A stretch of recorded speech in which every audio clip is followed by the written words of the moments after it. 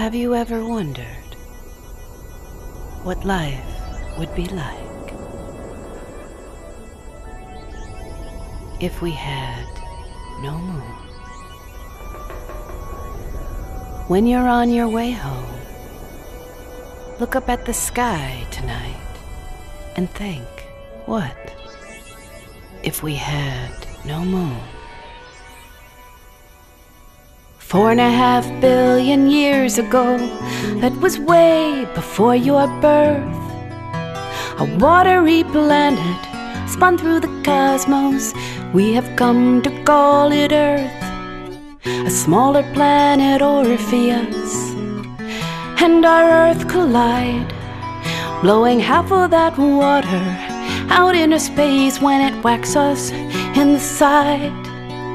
Centrifugal force propels Orpheus, gravity grabs it back, and then the luckiest of circumstances, Orpheus smacks us once again, and a big chunk of that collision then becomes our moon. It was 14,000 miles above the Earth, but soon tidal forces cause the moon to slowly pull away to where it's 234,000 miles from us today. And just in case you're wondering, I know you're wondering, 234,000 miles is 376,587 kilometers. Someday you may need that for a science quiz, but back then the moon was 15 times the size we know it now to be. It had 4,000 times the greater pull on the land mass and the sea. So day slowly lengthens from a brief 4 hours to 24.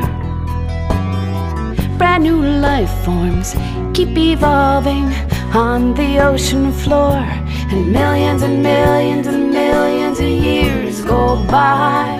Nothing stays the same.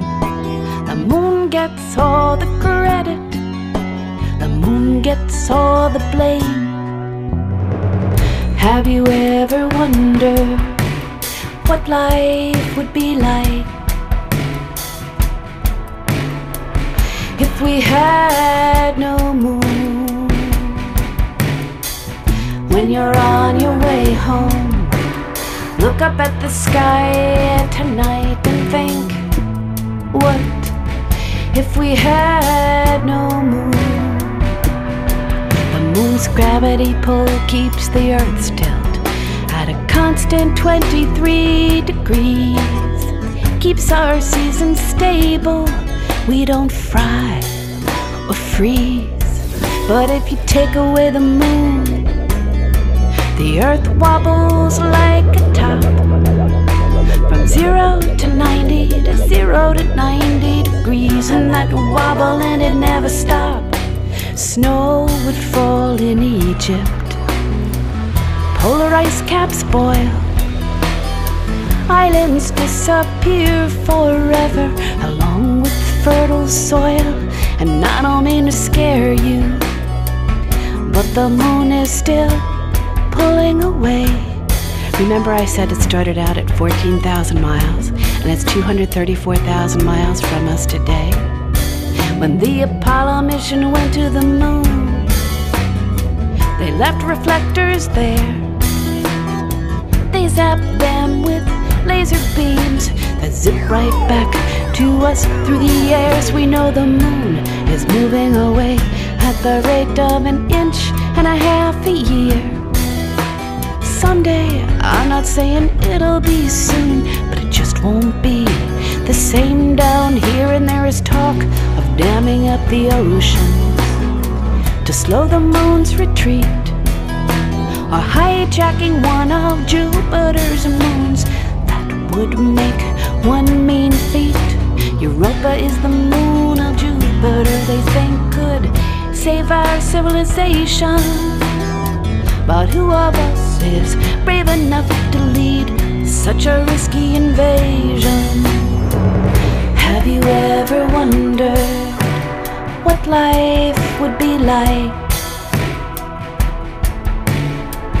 if we had no moon. When you're on your way home, look up at the sky tonight and think, what if we had imagine, if you will, there was never a moon in our sky. None of us would be here, not you, not I. The highest form of life would be slippery cephalopods. Giant squid and octopi would rule the earth like gods. Think about that next time you ought to get a Mary for a meal. What do those creatures think of us? How must they feel when they look up from the ocean floor, see the shimmering moonlight? Are they softly cursing Orpheus for robbing them of their true birthright? And so far, we just can't seem to find any other planets like our own. The latest theory states, indeed, we might just be alone. The garbo of the universe, a solitary dot of blue.